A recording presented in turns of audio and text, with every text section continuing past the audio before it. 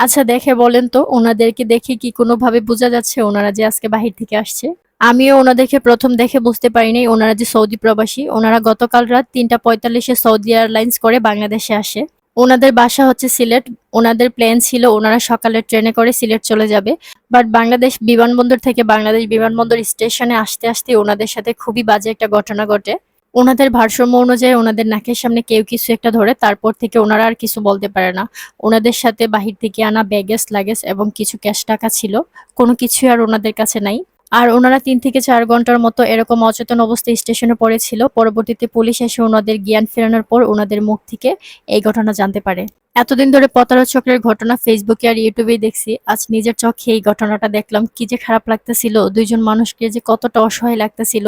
এই ভিডিওটা দেখে রেমিটেন্স যোদ্ধা ভাইয়াদেরকে বলবো আপনারা সতর্ক হন এবং তাদের ফ্যামিলিকে বলবো যেই আসুক না কেন আপনারা নিজে গিয়ে রিসিভ করে আনুন। কারণ ৪-৫ বছর পরে দেশে আসলে নিজের দেশটাকে অচেনা মনে হয়। আর ভিডিওটা একটু বেশি করে শেয়ার করে দিবেন যাতে সবাই সতর্ক হতে পারে।